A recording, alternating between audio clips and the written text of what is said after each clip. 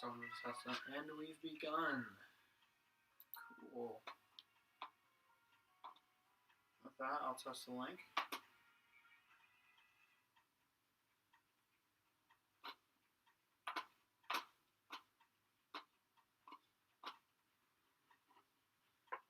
Sure that was a good link.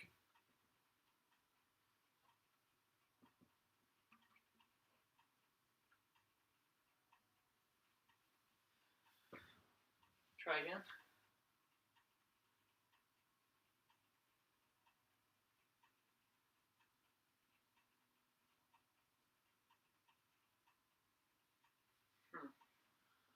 Well, we can get the link.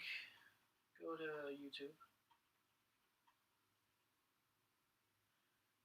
Go to my channel, Red Dead 39X.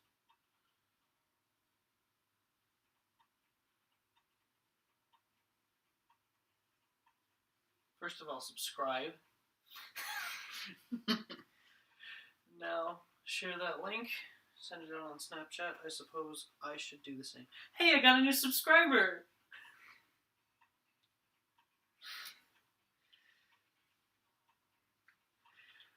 Oh. I don't know why I posed for the picture you were taking of the screen of the stream that's recording a photo of us. This is Streamception.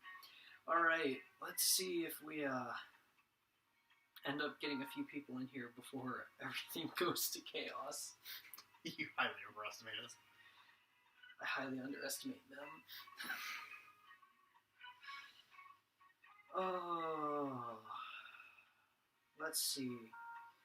Who would definitely want to take part in this? I would send it to Virgins, but Virgins is a dead chat.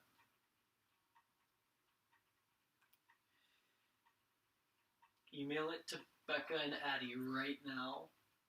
How do I take you off of? Email it to Becca and Addie. You should. Oops.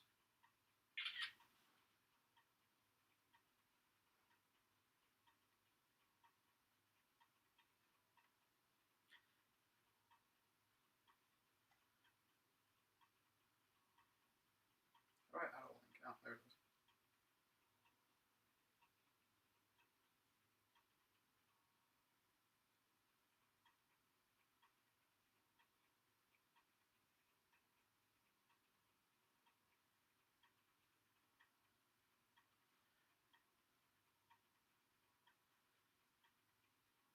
Alright.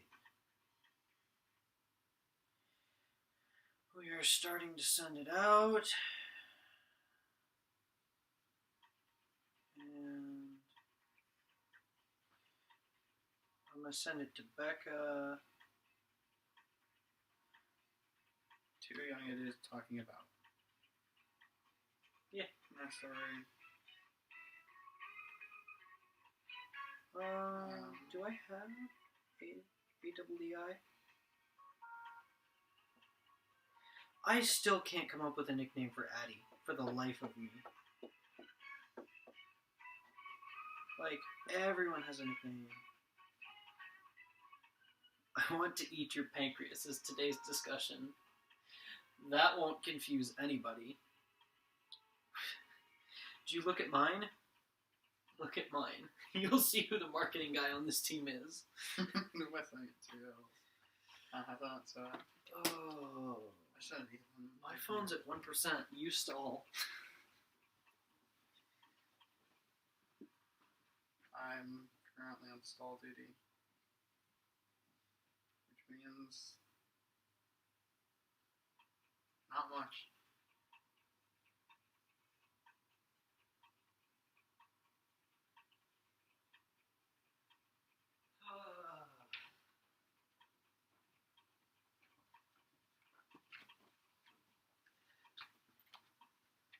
Now to potentially address the audience that is or is not here, or will be here in the future, because YouTube is graceful enough to turn our stream into a video for us. Yes. And hopefully We have some way of knowing if we can be heard. 'Cause that's still concerning me. Well, we go down here, things pop up, I try to click on OBS. You can hear us, send us... the audio is in fact going into the input. If you can hear us, send us recommendations, because we're too lazy to find our own.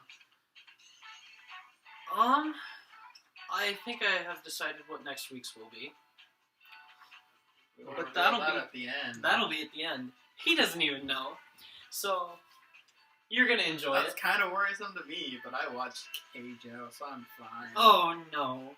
Keijo is a long way off. Do not be concerned. We are light years away from Keijo. Or 4 weeks. Light years. Light years. You know what? If I draw a Nibiru, we can watch Keijo next week. No. I don't run any Nibiru in this deck. Oh, okay, cool. Anywho. I thought you might draw one, and I'm like, that'd take too much time. Oh. I don't have a pencil. I could easily draw a Nibiru. It's a rock. I want to eat your pancreas. Now. Should we wait a bit longer? You want to just let it rest on that? You want to let it rest on I want to eat your pancreas? Sure. Alright. So to any of you that are terrified of what I just said, good. I want to eat your pancreas is in fact the title of the anime we watched for week 1. I would call it a misleading title. I would consider that a little misleading. By the way, according to my phone, which could be wrong, we have 4 people live in the chat. Cool. If any of you can tell us how audio is. Yeah, tell us what if the visuals are right, if the audio's right. Tell us what we got going on. This is the first one, so it's still a bit iffy. Live dropped down to 2. And that explains why.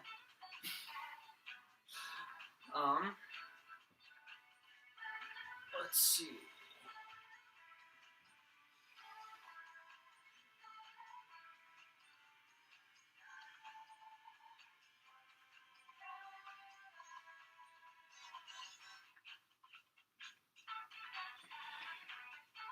There we go.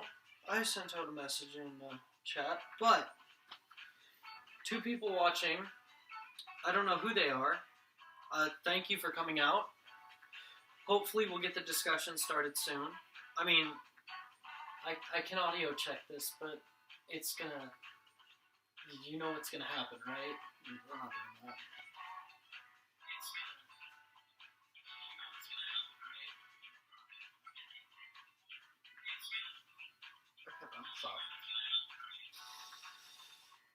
Rex in chat. Welcome, Rex. So yeah, I started a minor infinite loop. I stopped it before it continued. Alright, well, let's Are get you started ready to then. get into, I want to eat your pancreas? Pancreas. So, this Did is you just pluralize pancreas? maybe. You're a concerning individual. Okay. Describe to us this anime, because this was your choice for week 1. Give us your 3-word description of Pancreas. Pancreas, organs, books. What is Kiss Anime on? Because anime's gone. Yeah, Kiss Anime died. Kiss Anime is gone forever, maybe. I don't know. Yeah, Kiss Anime got taken down. We hope it comes back because, I doubt it will. Right now, yeah. Watch Cartoons is Watch one. Cartoons is a good pirating site. Go-Go Anime. We had to go hunting to find Pancreas. Not really. Well, yeah, we did actually a bit. Yeah. I know it's on Go-Go Anime. There are other sites. If you have Crunchyroll account, you can watch it on there. I think it's on Funimation as well. Alright. But this is a movie. It's about 2 characters. Aloof boy who doesn't believe that other people are necessary for him to live his life. He is perfectly content living it by himself. and a girl named Sakura who has pancreatic cancer and is soon to die, and how she tries to befriend him and won't let him run away from her. Where y'all's live? We're from the middle of nowhere. It's a pretty accurate description. You know the United States? You throw a dart and hit the dead center. It's about where we're at. Yeah, not much happens here. We got corn, and we sent someone to the Olympics once. That's about it.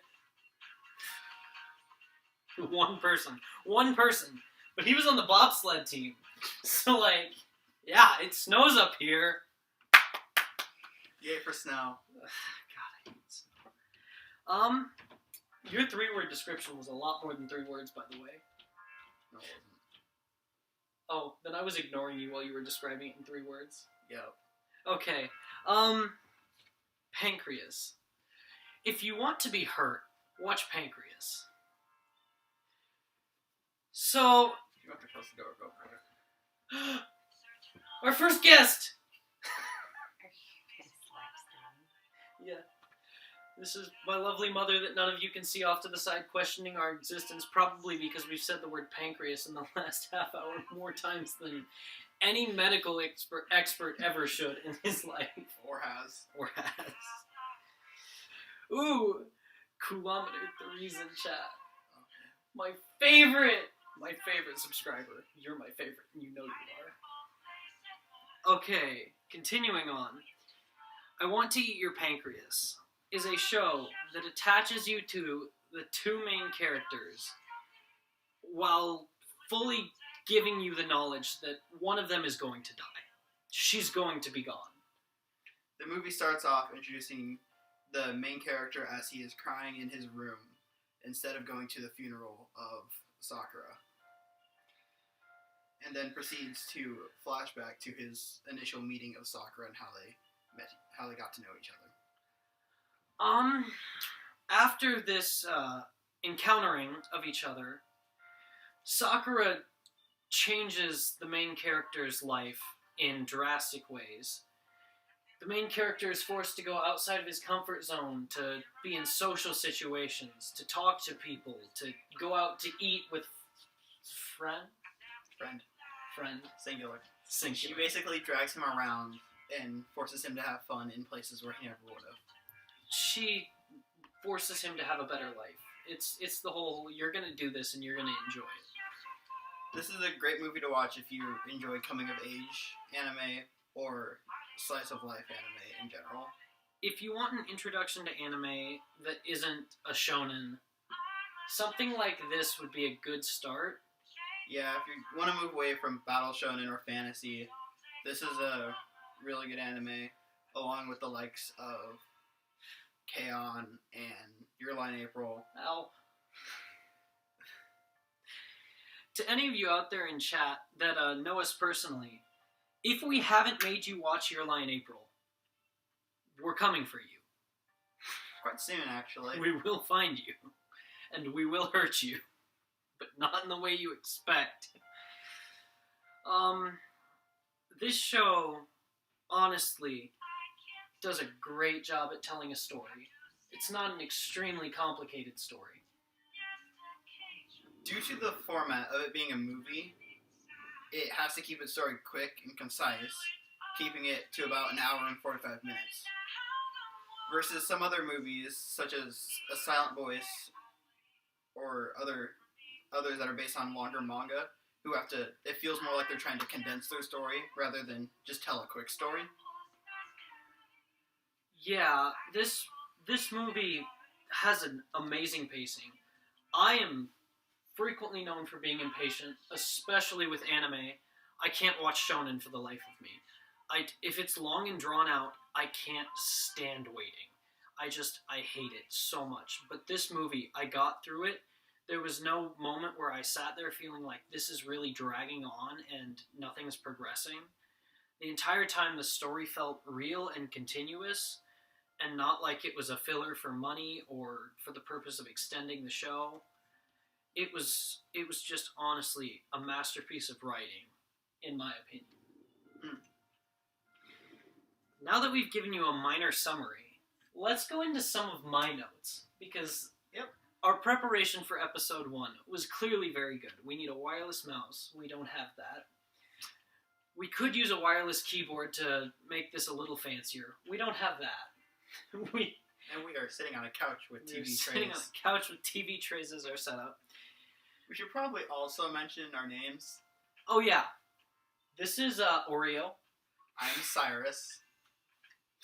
And I'm Aiden. Can I do one of my favorite memes? No.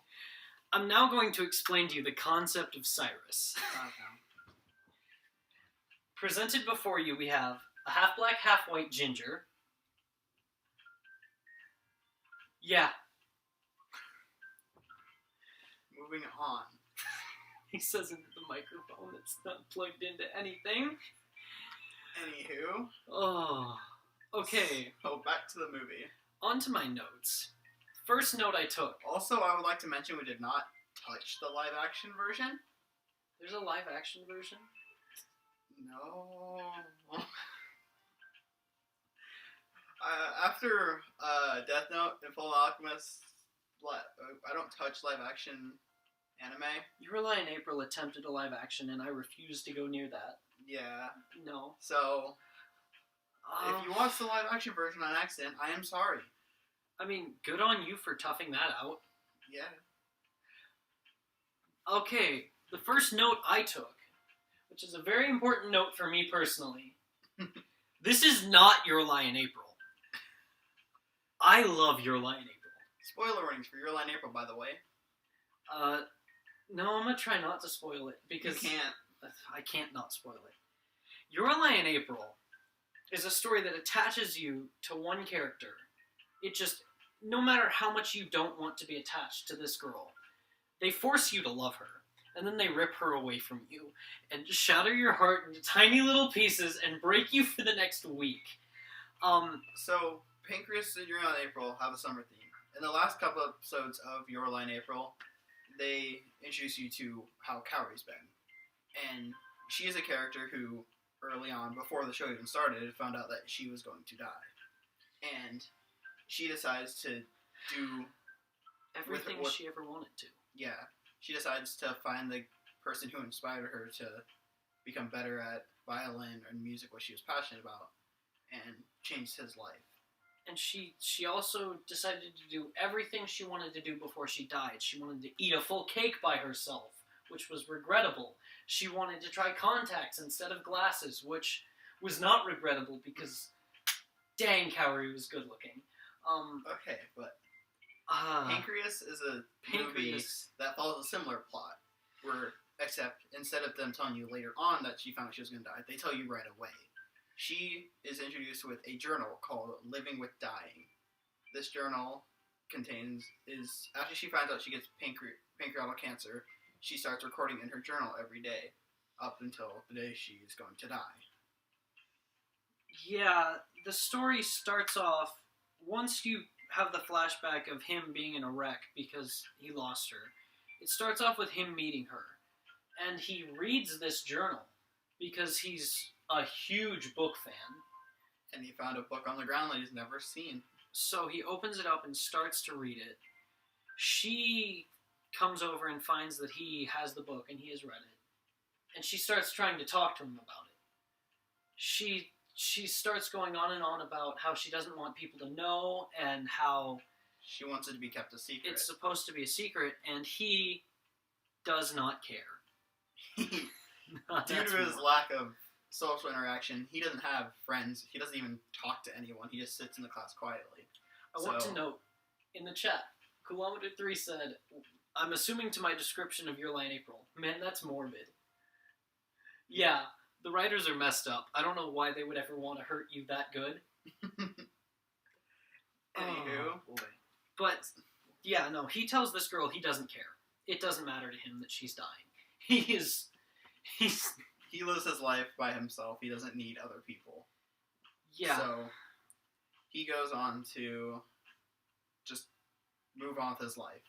He attempts to move on with his life. She is interested in this because everyone who's found out that she was dying has treated her extremely weird or distant, except for him. Because of his lack of care that she is dying, he just treats her like he would treat anyone. And for her, this is a novelty. It's someone who knows her truth, but also treats her completely normal. And she describes this as novelty. He gives him both reality and normalcy. He is the perfect mix. He is the porridge that was just right. Yeah, very So, terrible. she decides to volunteer at the library that he's been helping out at. And through this, she forces a way to talk to him and convinces him eventually to hang out with her.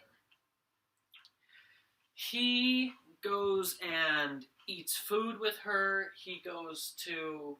Do they do karaoke? They did karaoke. They did karaoke at one point. They hang out in the library all the time because of the after-school thing. What else? I know they go to a cafe a lot. They go to a cafe. Which the name of the cafe escapes me, but that is one of the spots that they're both very fond of. And they also decide to take a trip out of town. Yep. They take a subway trip. On this trip, they go touring and end up in a hotel room together because their booking got mixed up. With one bed and alcohol. And, this is the point where they actually get to know each other. Really. And they start playing Truth or Dare. I love this scene so much because he's never heard of Truth or Dare. He doesn't socialize, it makes sense. And she throws out a bunch of rules for Truth or Dare that have never existed before, are not a real thing, and she turned Truth or Dare into the best game ever. Fun fact, Truth or Dare is now a card game. Truth or Dare is a card game. It's like war, but the winner makes the loser actually suffer. Basically, you spread out the entire deck of cards. Each player picks a card. The highest one gets to ask a truth of the other player. If the player refuses to answer the truth, they have to do a dare. And then they go again and again until a certain amount of rounds are reached, or, I don't know, you could play through the deck until you run out of cards. Yep, so they decide to play 10 rounds. And throughout this process, they get to know each other very well because, I mean... Alcohol and Truth or Dare. And the funniest thing about this scene is she's being a typical high school girl. She is a young girl. She asks him dumb questions like, who's the cutest girl in class? Where would you rank me among the class? Who would you rank me in the class? And he asks questions that are extremely deep and philosophical. He asks her about who she was when she was a child. He asks her serious questions, and that's just the type of person he is. He's not someone who beats around the bush. So he tries to get to know her better via just straight logical questions and answers. Now, towards the end of this game, did she shower in between the game? No, before the game. She showered before the game. However, during the 9th round, she asked him Truth or Dare. He refuses the truth and his dare is to carry her to the bed. So Princess carries her to the bed, which takes her by surprise. Yeah, every girl's fantasy is to be treated like a princess, right? Maybe. We don't know. You're asking the wrong people. Anyways. Right? Chat, please tell us. Like, we need help. Females, help in the chat. Make us understand. Please. Please. Yeah. So after this, she asks him one more for the final round, and she asks him, what would he do what would he say if she told him that she was scared of dying? And he refuses to answer. This question kind of feels like come out of nowhere for him because she is someone who has taken it mostly with stride, or at least acted like she has. Although she has been happy throughout most of the time. He had a little precursor to this. Yep. Because he opened up her bag when she was showering and found... In order to grab her a thing, he wasn't a pervert. Alright? She asks him to grab some shampoo from her bag, and he opens up her bag and finds hundreds upon hundreds of different medications and pills, needles, syringes, things to keep her alive. Yeah, girls will literally go downtown if you purchase a Lego Star Wars set. I know from personal experience, and by town, I mean they stop talking to you. And our chat has shown its lonely side. Anyways. I love you. I love you, Coulometer. You know I love you. I miss you. Come down and visit us. You can be on one episode. Let's make him watch Abridged. Hey, Joe. No! I refuse. Hey, Joe. Anywho, he refuses to answer this question. So she dares him to share the one bed in the room with her. Because he intended to sleep on the couch, like a chivalrous gentleman, but women are unappreciated. And after that, they go back, and she mockingly asks him if he had fun. And for the first time in the entire movie, he says, yeah, that was fun. And then leaves. And now he's attached. And now he's attached to her, and she's attached to him. He's made his first ever friend and has someone that he can talk to for the first time ever, which is still new to him. The movie continues with her best friend and a lot of other people in the class going on a rampage because this amazing girl who's popular with people and is super nice is hanging out with some loser in the back of the class that doesn't ever talk to anyone. This is why we don't assume things about the quiet kids. Sometimes the quiet kids are the best. Declan. So, with this, her best friend named Kyoko approaches him and tells him that Sakura is a very emotional person and asks him if he is prepared to provide support for her and be there for her if she ever needs it. By the way, if you ask specific questions to me in chat, I'll be here answering them. He can't. Well, he could, but it would mean Persona music is no longer going, and then he would be sad. If you can hear the Persona music, good. If you cannot, I can, so. He lives for Persona. It's a really sad existence. 400 hours isn't that much time. No comment. So, upon this, him and Sakura hang out more, and eventually ends up with him coming over to Sakura's house. He wanted to borrow a book. This was the only reason he wanted to go to her house. Because he wanted to borrow a book. She had a book that he had not read, correct? Yep. It was a book that he had heard about, but he had not read, and she said it was her favorite book. So he is a believer in books. He believes that people's favorite books are indicators of who they are as a person. So he wanted to read this book. He goes to her house to read the book, and she jokingly hugs him? Almost kisses him. Yeah, she gets close to kissing him. She's teasing him, messing with him. And, well, there's this disease. I call it the horny. And he catches this disease and pins her down on her bed because, stays there for a prolonged period of time. He doesn't progressively move towards her or anything, but she can't move. She's freaking out. She starts crying. And he snaps back to reality. Whoop, there goes gravity. Whoop, there goes gravity. Choked. And proceeds to run out of her house. He goes sprinting out of her house. She sits on her stairs and cries because of rapey vibes from her new good friend. And he runs into her ex. He runs into her ex. This ex is a loser. I hate him. I don't like him at all. He's a dick. He acted nice, and then he wasn't. What a tool! He's a good friend, but a bad boyfriend, as Sakura said. Oh, man. If I had $1 for every time... Never mind. He proceeds to start beating up this protagonist of ours, who doesn't care at this point. He gets provoked. Yeah, he gets provoked. Because our protagonist, who at this point is unnamed, is kind of grumpy. He's very passive-aggressive towards this guy. And I love it. When he makes some comments asking why Sakura's hanging out with some loser nobody.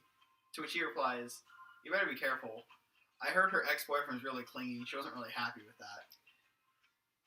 And this is when it's revealed that the character we're talking about is actually her ex-boyfriend. Proceeds to punch our main character in the face. Yeah, proceeds to attack him. Sakura comes up. It's Sakura, right? Sakura Yamaguchi. Okay. This is the first time I've had to think of Sakura as useful. It happens. No, it doesn't. Anyways, they're immortal in Sakura. Sakura comes out. Sakura comes out, and ex-boyfriend immediately assumes that ex-boyfriend immediately assumes Sakura's coming for him because he's a tool and thinks the world revolves around him. When we know, because it's an anime, the world revolves around our protagonist and main female protagonist. Yeah. So where they proceed to have a heart-to-heart, and she tells him that she just wants to keep being friends with him for the rest of her life. And he finally decides, I also want to be friends with her for the rest of his life.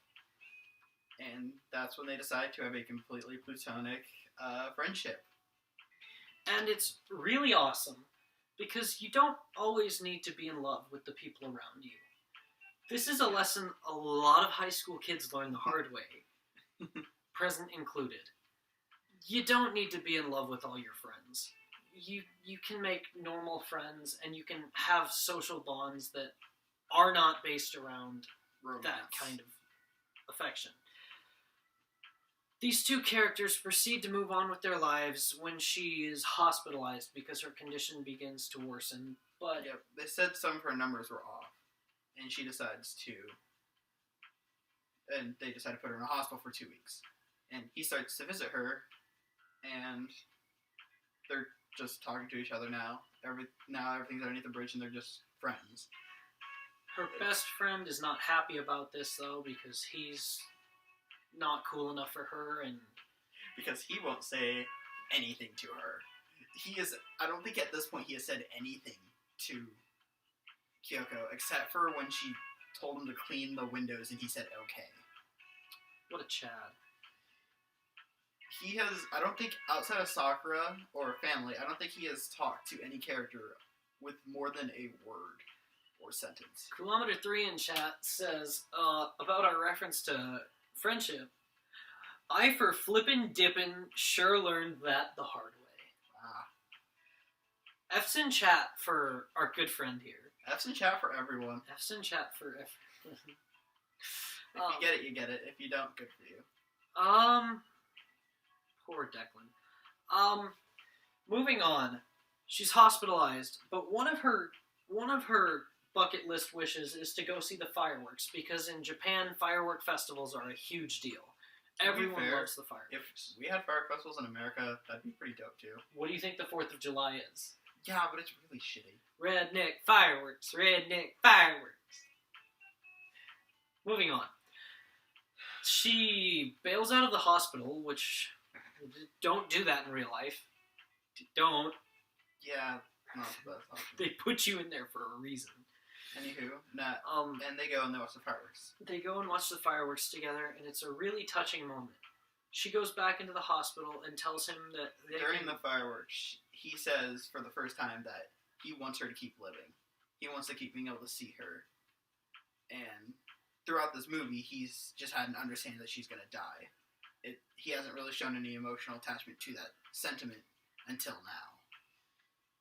So their bond becomes even stronger. And then she goes back into the hospital to finish out her time. She tells him that as soon as she's released back out into the world, they will meet up at the cafe and hang out like they used to.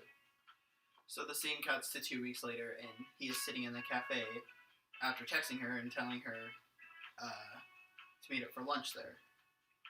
And then he proceeds to send our title of the show and an email to her, which was kind of iffy moment. Alright, let's break away from the story.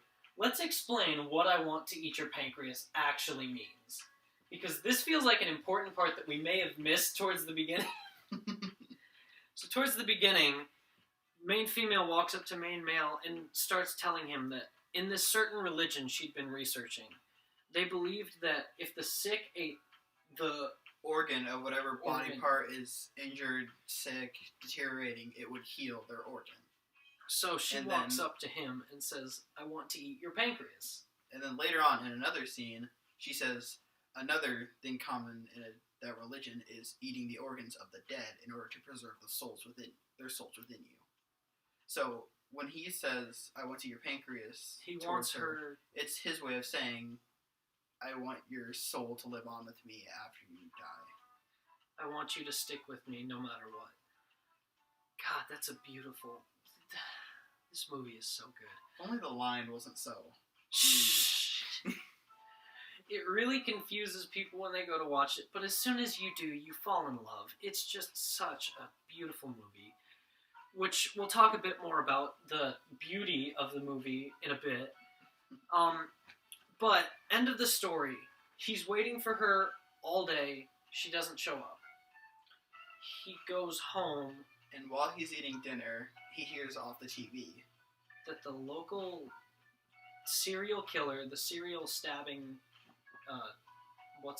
the murderer, serial killer who's been doing random stabbings recently, stabbed a teenage girl. Looking on the TV, he sees that girl is Sakura. Sakura died to a stabbing before the pancreatic cancer ever got to her. And at that, he starts to break down. Because This hurts to relive. it's not... He wasn't expecting it. He knew she was going to die, but he thought he would have had time to prepare. And all that time that he thought he would have had was stripped from him. And he stays in his room for weeks, foregoing school, missing her funeral and waking. 2 weeks, I believe. 2 weeks he's in his room alone. Yeah, Looks like he read his entire library collection. He read every book on his list, including the one he borrowed from Sakura.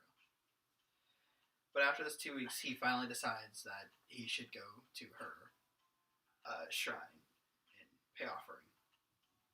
He goes to her shrine in her house, and we find out that Sakura told her mother to give him the journal that she'd been keeping of her day-to-day time, the living with dying. And his mother says it's his possession now, he can do whatever he wants with it. So he opens it up and he starts reading. At this point, you get to, through Sakura's narration, read through Living with Dying. Up until the point where, on the final day, she talks about how excited she is to eat lunch with him. And then, after finishing, he says, thank you for allowing me to read this. And Sakura's mother tells him there's more in the back. So he flips to the back and he sees their goodbye letters to all of her friends. All of her friends, everyone she knows. And she finds one dedicated to him. It's at this point where Sakura talks truly and honestly about everything and how she feels about him. And how she was happy that they could become friends without having to get into a relationship. And how happy she was to have someone who gave her both reality and normalcy in her life. She talks about how much she idolized him and the way he lived, and how much she wanted to be more like him, how much she wanted to take a leaf out of his book. Throughout this book, throughout the story, he's been talking about how much he admired her for being able to live the way she did. So they go from using the expression, I want to take a leaf out of your book, to then it switches into, no, I don't want to take a leaf out of your book, I want to eat your pancreas. Which is another connection to that line. It's just so beautiful. The movie does it so well. It takes such a stupid line and makes it so important. Oh. So after reading through this book, he goes and he asks Sakura's mother if it's okay for him to cry now. Oh. It's at this point he breaks down and starts bawling. For the first time. I would like to make a comment. Excellent voice acting job throughout this entire movie, and especially in this scene. We watched this movie in the subtitled version when we watched it together. You watched the dub on your own, I believe. I've never seen the dub. I've seen the sub, and I honestly loved the subtitled version so much that I don't know that I might ever touch I think both the dub and the sub did excellent jobs. I think if I had to pick them two, probably subbed. I am slightly biased towards dubbing, though. because that's just where I started in anime. And it's probably easier to experience because you don't have to be looking at the screen 24/7.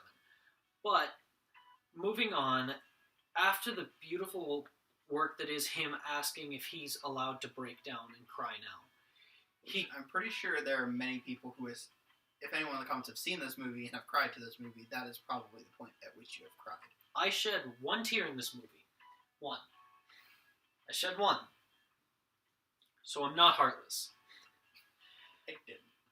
Anywho. He's seen it more than once. It doesn't count. Still haven't cried.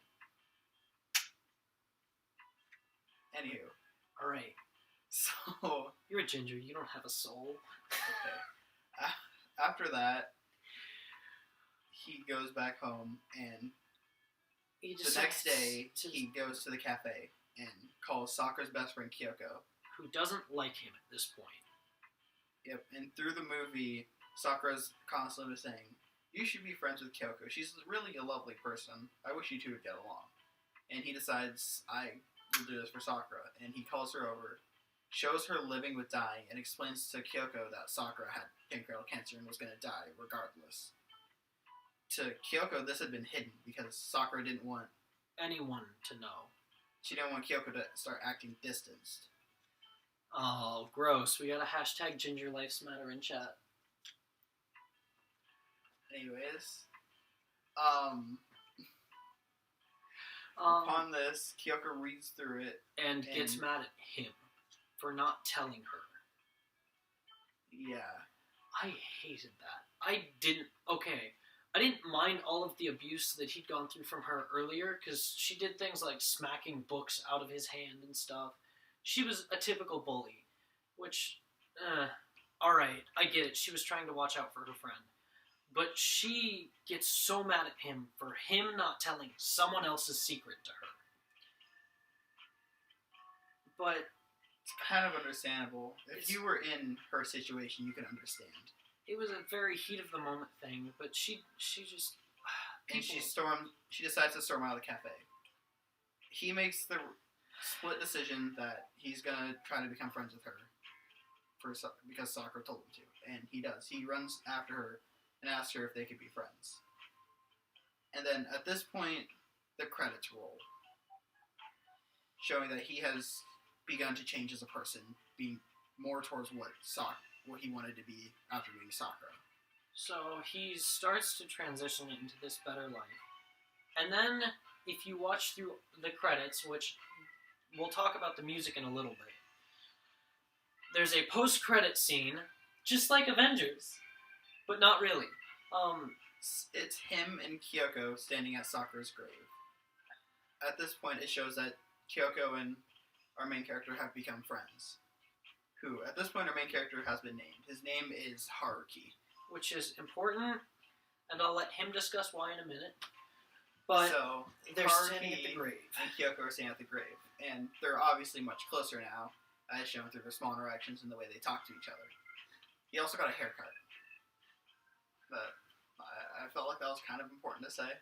I didn't even notice that. I noticed right away. You see it, you're just like, oh, he's different. I just heard gum.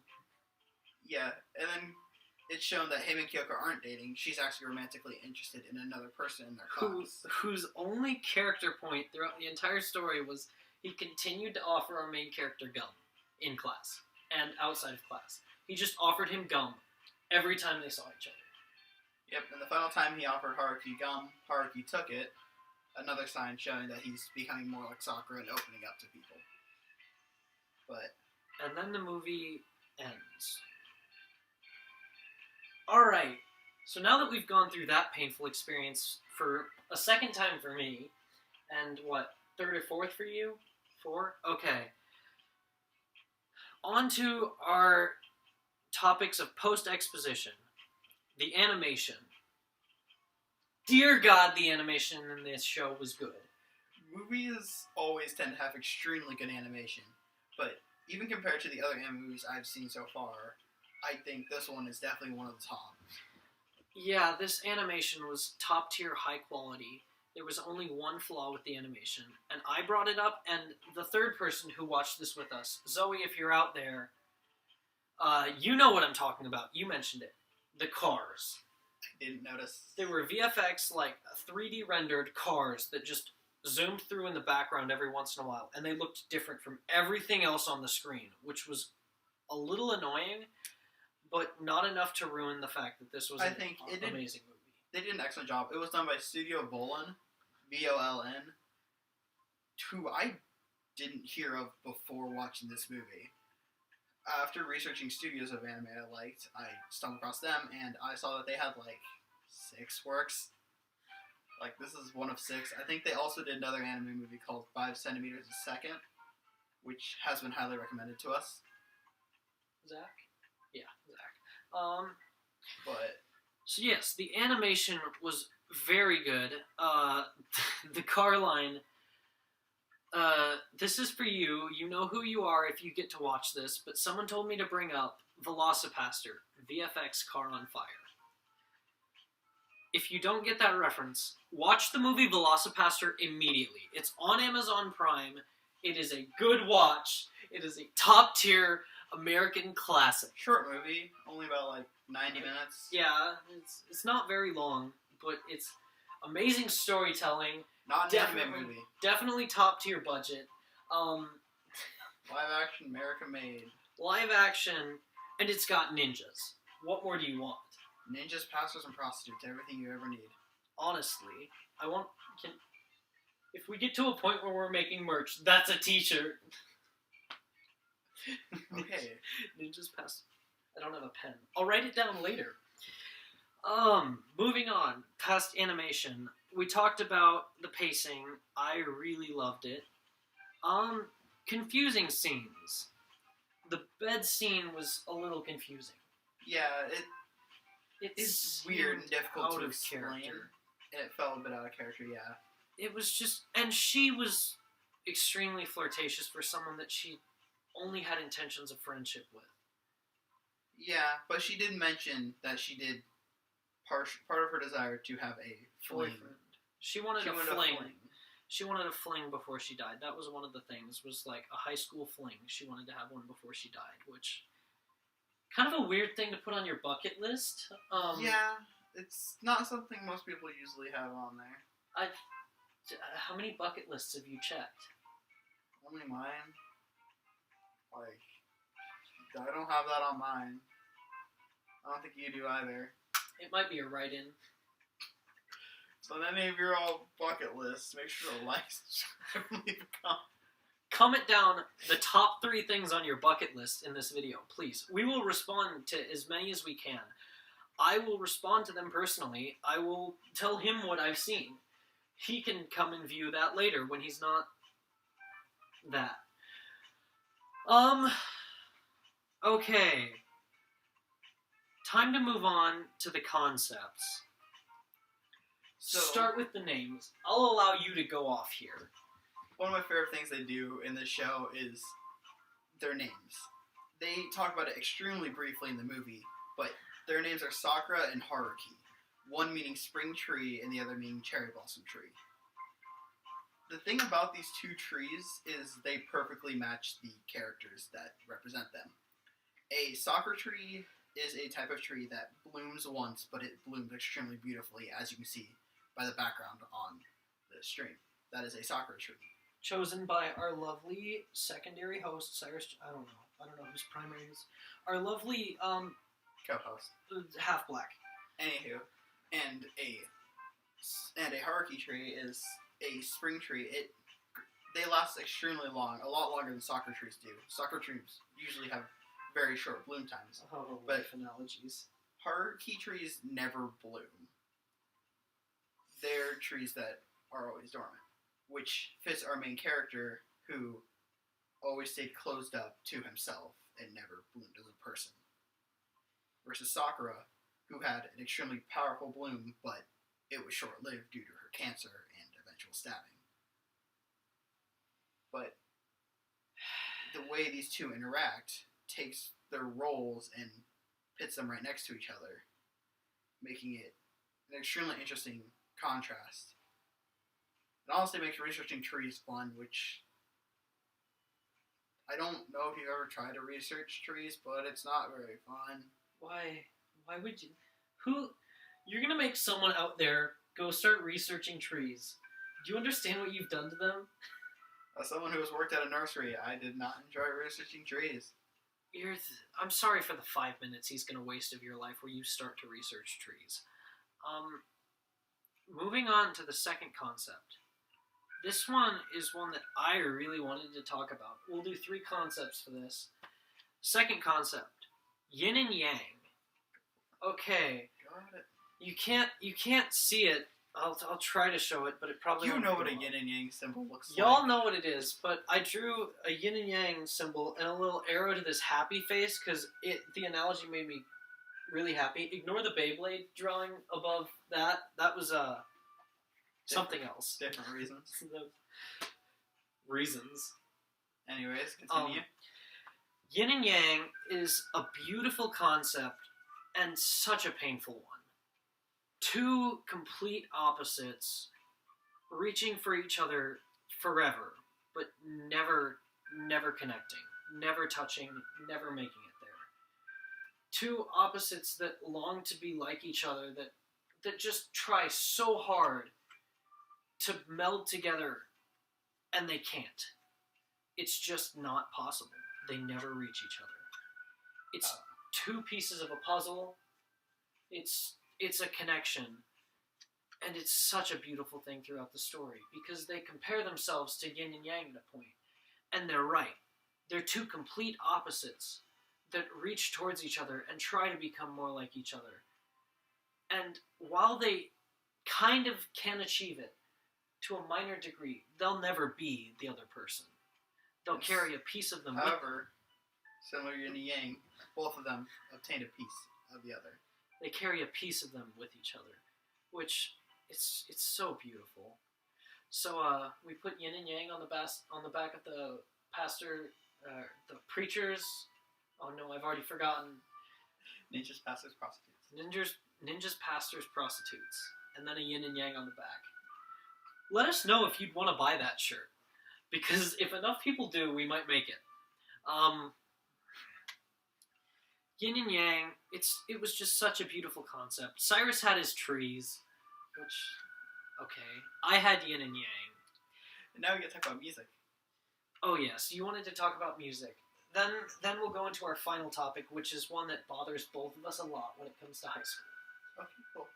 So, the thing about the music, all the music in the movie, at least the lyrics, are done by Sumika, and they did an excellent job. Fanfare is quickly one of my anime opening song I really like.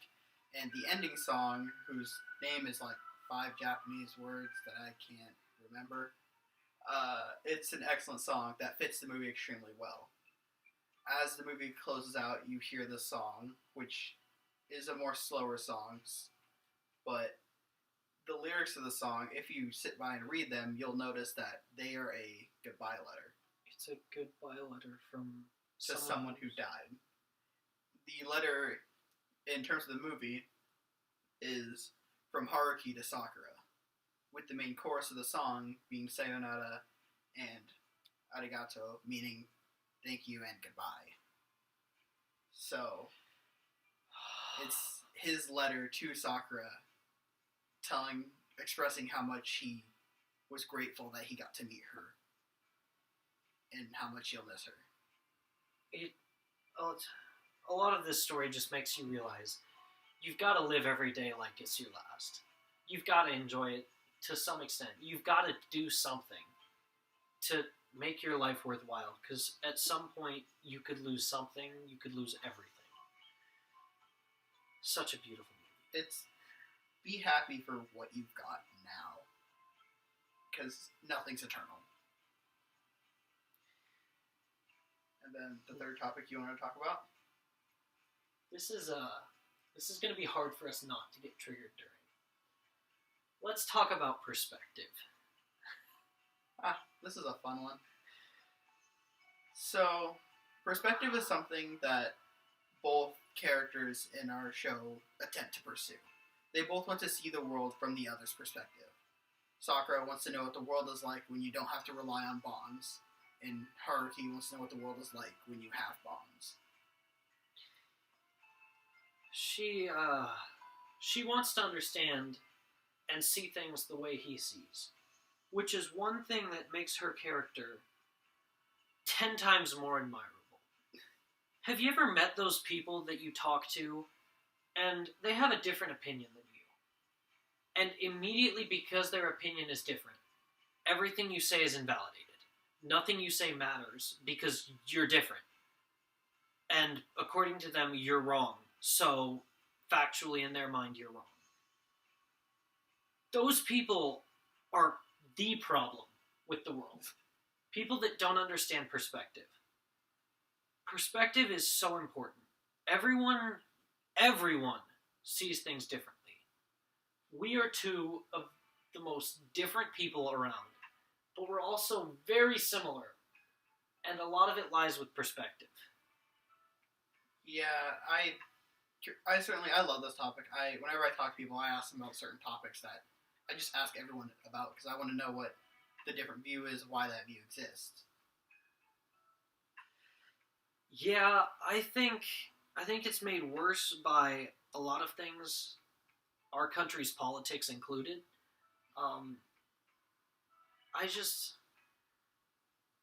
not a hippie, but I wish the world could settle down and understand that not everyone sees things the way you see things. And that doesn't mean you're right, it doesn't mean they're right, it means they're different. Everyone's different.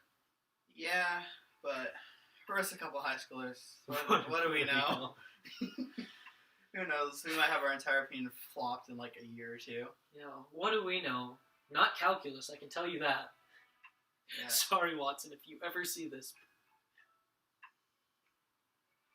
Anyways, so is that about all you had to written down for notes? Unless we wanted to talk about infinity. You can.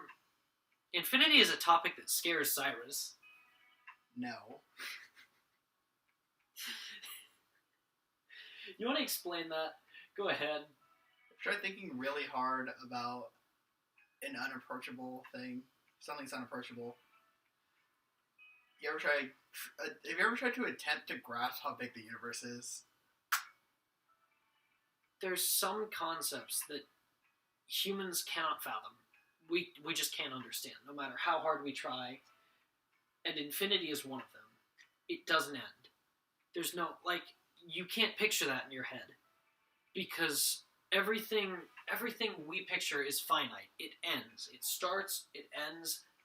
There's an end Even the concept of infinity is itself was humans giving infinity an end.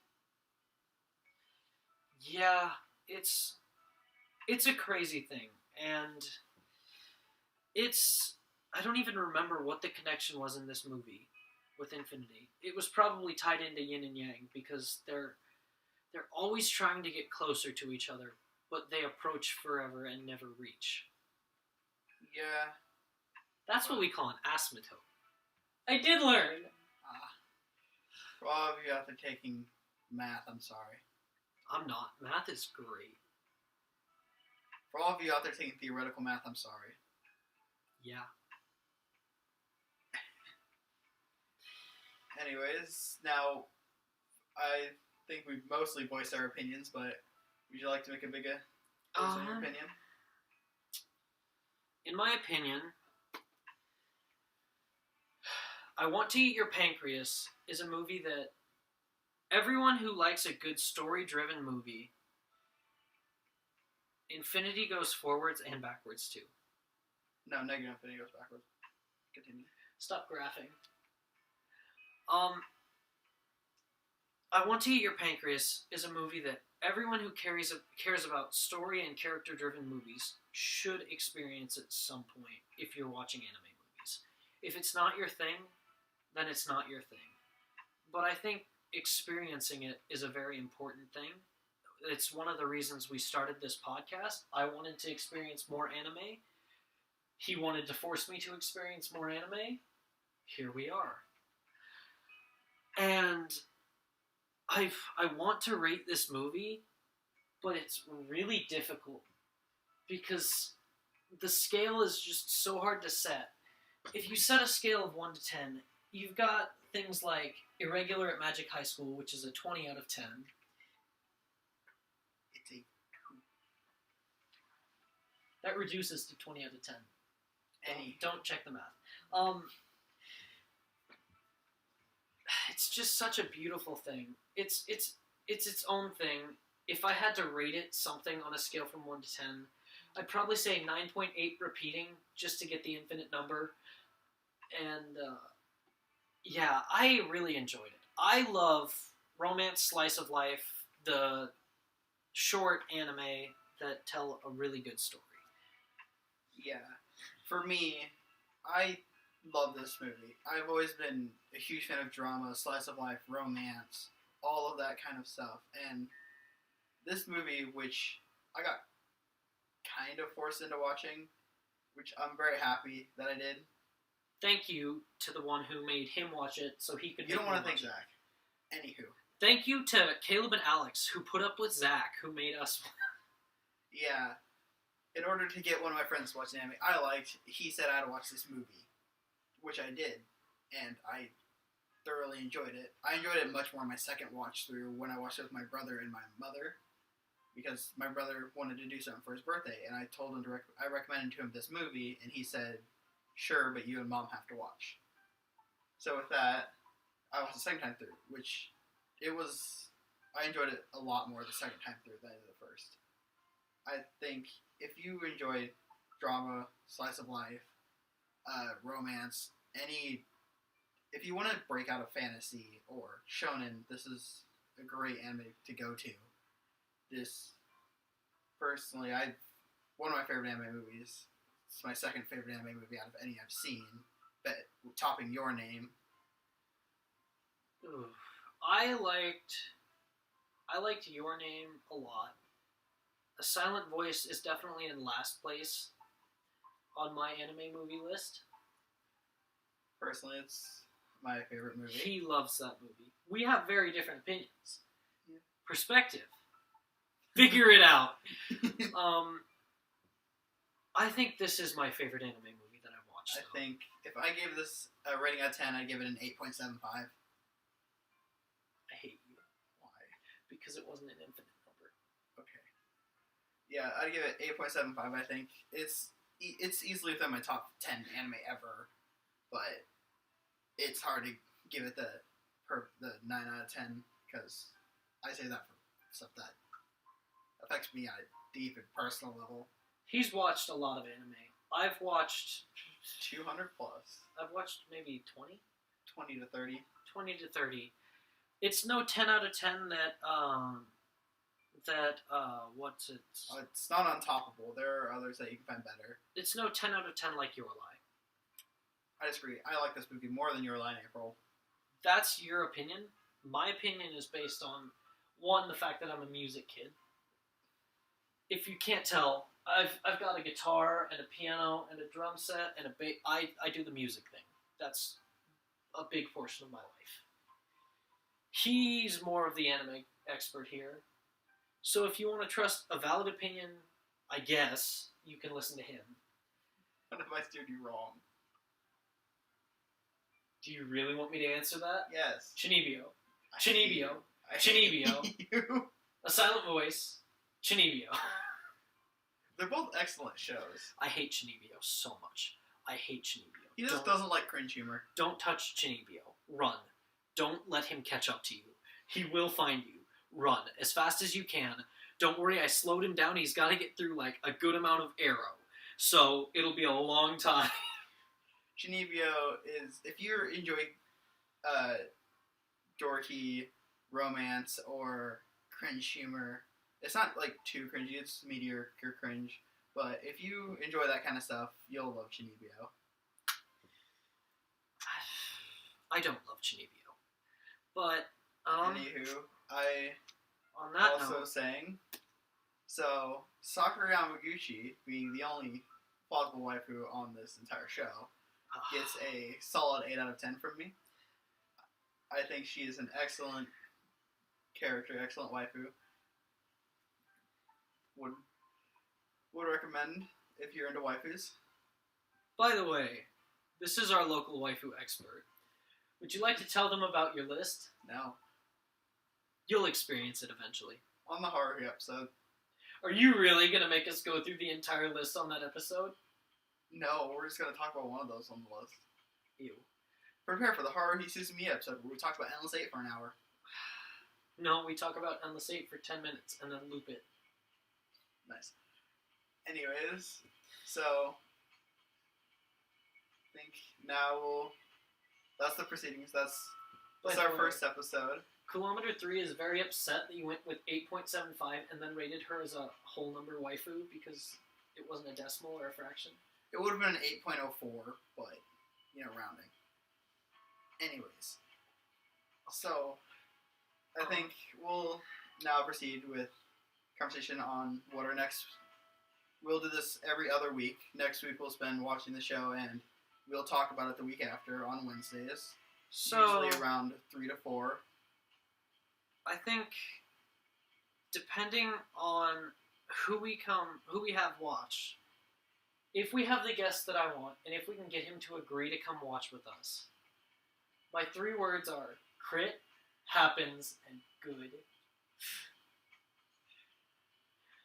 We should also like to mention that we do have prepared a third host who will regularly be joining us. However, he's currently in the process of being tested. Well, he was tested and is waiting for his results on his test because apparently there's some big sick going on in the background. Yeah, it's kind of overshadowed by all the anime. I mean, we're getting Food Wars Season 5, man. How can you top that? Yeah, I know. I really love High School DxD Cooking Edition. I know, right? It's just so good. Anyways. All right. So he shall be joining us regularly. His name is Alex, and we will try to have a guest every so often. I really hope our next guest is the peak of humanity, the Chad lad himself, Fishganor. And if we do not have him. And if we do not have him, I'll pick a different series because I want to make him watch this. And what's the 3 words for that series? If not, I got one. I refuse. I don't care. Now the question is, do I want to make you watch something that I've already watched that you need to catch up on, or do I want us to both watch something new? We'll go easy on it next week, and the 3 words will be, Charlotte is best girl. Best girl is 1 word. Charlotte is best girl. I'll disagree, but that's a conversation for when that day comes. There is not a better girl in that anime. There is no argument for anyone else, and that's a fact. Now, as we're closing out, I'd like to say, if you enjoy romance and slice of life anime, I would recommend this. If you enjoy... We're gonna keep pressing for this. If you enjoy shonen action anime, we'll have some of that coming up for you in the future. I don't doubt it. Alex loves One Piece, so we will eventually get to One Piece. We're not watching all of it. I refuse. We're not watching all of it. We're watching a couple arcs. Alex, we're watching a couple arcs. That's it. And if you like isekai, may the Lord have mercy upon your soul. I got a couple good recommendations. No. Thank you for joining us, and we hope you enjoyed the video if you're watching after this was recorded. Please support us, like, subscribe, leave comments. We want to know what people think. We want to know if you're enjoying this. Thank you all for